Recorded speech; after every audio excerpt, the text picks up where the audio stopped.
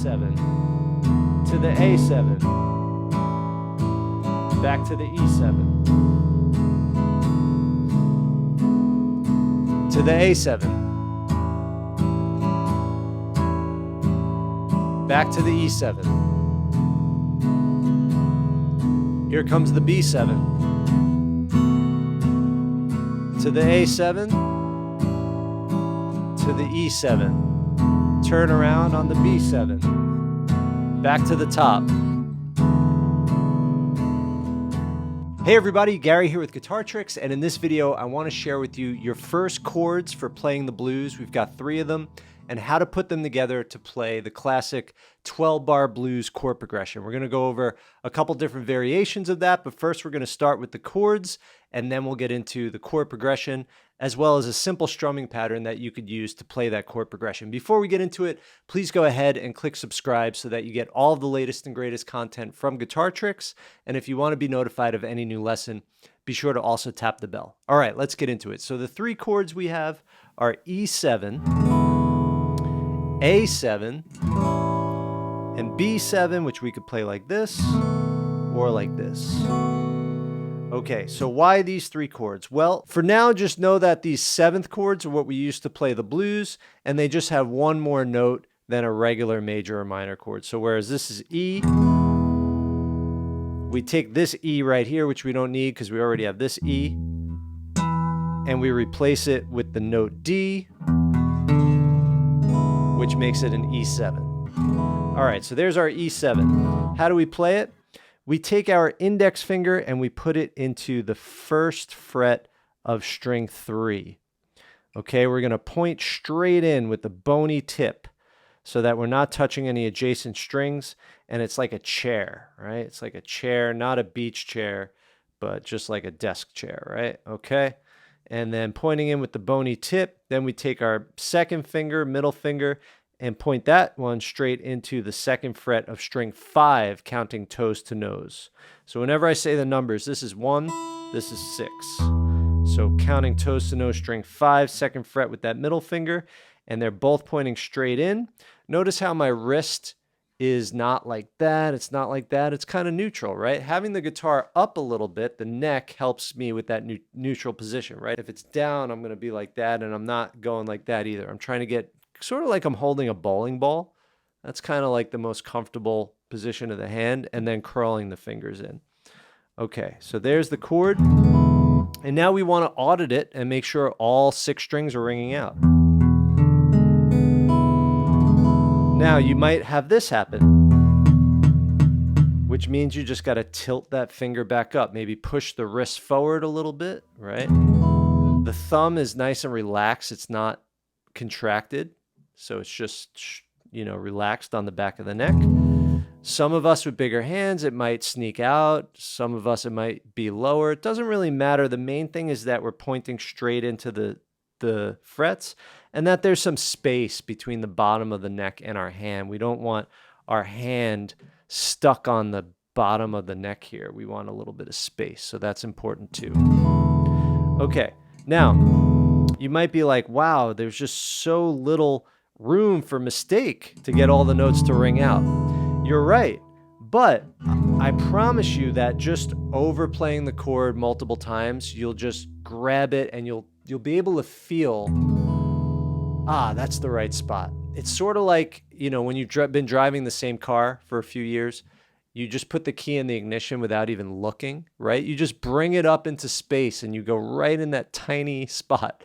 It always amazes me when I do that, but it's the same thing with guitar. You know, you grab the chord and it's just perfect. You just get it. So, but you have to make sure you don't play it wrong for a year. You want to really make sure everything's ringing out clearly. Okay, so there's E7. Now for A7, we're just going to take that 2nd finger, the middle finger, move it down 1 string to fret 2 of string 4, counting toes to nose. And then our ring finger, finger 3, is going to go right on the 2nd fret of string 2, counting toes to nose. Now notice how my fingers are always right behind the fret. That makes it easier to play the guitar. You have to press harder when you're back here. You don't have to press as hard here, and you just want to get in that habit of having that target spot on all your frets. Now, sometimes it's almost impossible to have all the fingers to do that. But as a rule of like, what's the ideal spot? It's right behind the fret. Okay, so those two fingers are there. And now we want to start on open string 5. Then we got 2nd fret on string 4, open string 3, 2nd fret on string 2, and then open string 1. Again, we have to be pointing straight in to avoid muting out that G string especially. That one's going to be tough. Now, I like to use my thumb on this chord to mute out the low E string so that I could strum freely, and the lowest note you hear is A. That's the note that the chord is named after. So if you can, it's just a feather touch is all you need. So the thumb isn't squeezing, it's literally just touching the low E string.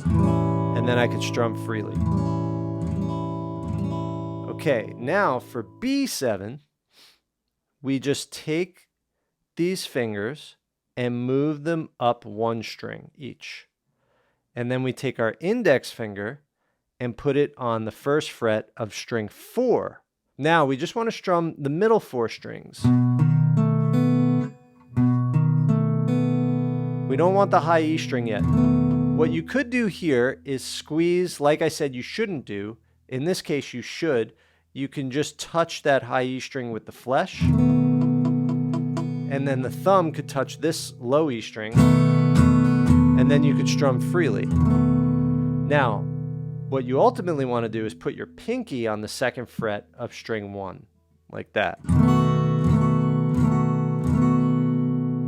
And that's the full B7. And then I like to mute out the low E string with the flesh of this 2nd finger.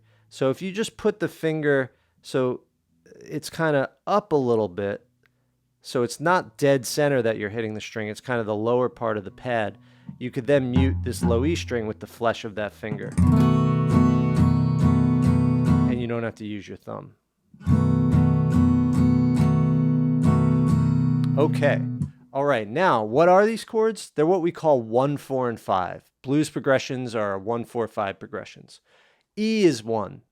If we assign a number to every letter of the musical alphabet, E, F, G, after G comes A in the musical alphabet, back to the beginning. A is 4, E, F, G, A. And then 1 after A is B. So E is 1, A is 4, B is 5. So 1, E7, 4, A7, 5, B7, back to 1. Okay, so now let's put these 3 chords together to play a 12-bar blues. What is a bar? A bar is a measure. And what is a measure in this case? A grouping of 4 beats. So we have 12 bars, each bar lasts 4 beats. And let's split the progression into 3 groupings of 4 bars. So the first grouping of 4 bars is just going to be E7. So that's 1, 2, 3, 4, 1, 2, 3, 4, 1, 2, 3, 4, 1, 2, 3, 4. That's 4 bars. The next grouping of 4 bars, we split between A7 and E7. A7 for 2 bars, 1, 2, 3, 4, 1, 2, 3, 4. Back to E7 for 2 bars. 1, 2, 3, 4, 1, 2, 3, 4. Now, the last grouping is a little tricky. That one's going to go the 5 chord, B7, to the 4 chord, A7, then back to the 1 chord for 2 bars, E7. That's going to sound like this. 1, 2, here we go. B7, A7, E7. Nice, right? Okay, now we want to play it in time.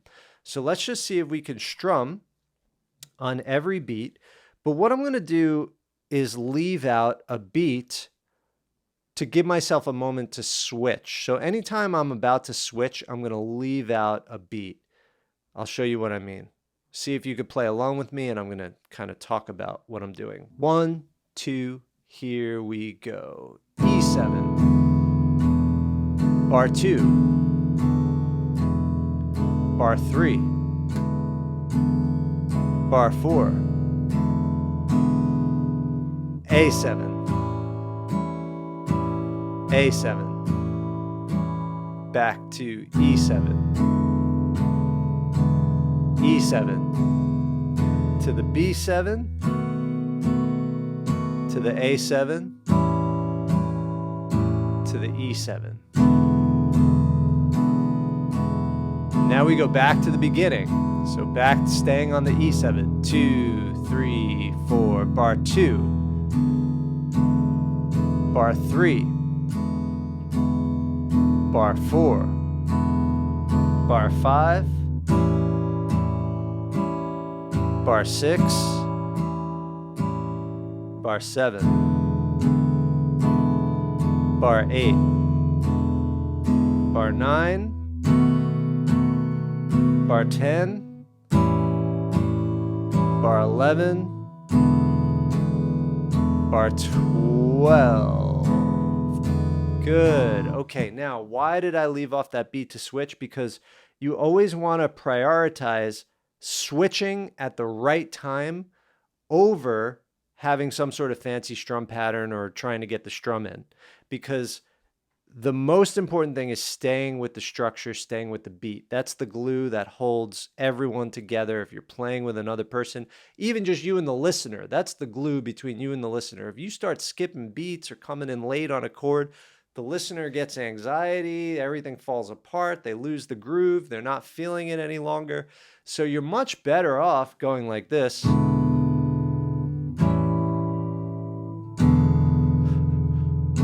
Instead of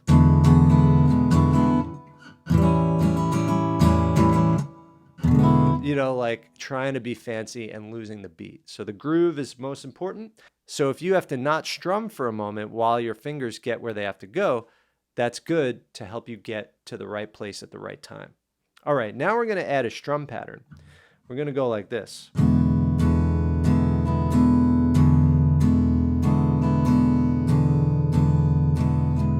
Okay, what is that? We're going down, down, down, up, down.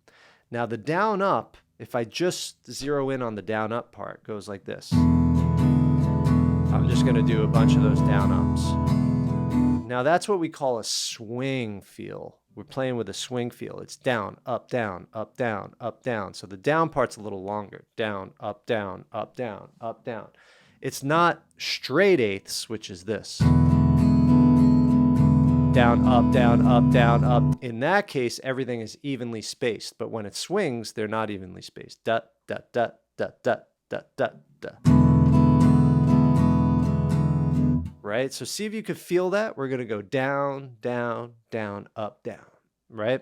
So now I'm going to play the whole chord progression like that. If you need to stop for a moment so that you get to the next chord in time, do that. I'm going to play the whole time though. Here we go. 1, 2, here we go. Bar 2, bar 3, bar 4, bar 5, bar 6, bar 7, bar 8. Here comes the B7, back to A, E, back to the top. Okay, we could stop there, but what you want to be mindful of, the place where people mess up all the time with this, is that we end on 2 bars of E7 and then start again with 4 bars of E7. So people are like, wait, how many bars of E7 did I play? When do I switch to the A7? So you just want to keep track of when do you end and then when do you start again. Now, there's one thing we can do to prevent that happening, which is add a chord at the very end. Instead of playing E7 as the last chord, we play B7, the 5 chord. And the B7 will give us a sense of what we call a turnaround back to the beginning. So the E7 will turn us around and make the beginning feel like the beginning again. We're also going to add one other chord, which is very common, which is the second chord. We're going to make an A7. So now we're going to go 1, 4, 1, 1, 4, 4, 1, 1, 5, 4, 1, 5. So these are 2 different kinds of variations you'll see. This one, there's more switching, but it is actually kind of easier to keep track of because there's more movement, less kind of playing the same chord for a long time. Okay, here we go with the new chord progression. 1, 2, here we go. E7 to the A7, back to the E7, to the A7, Back to the E7. Here comes the B7. To the A7. To the E7. Turn around on the B7. Back to the top.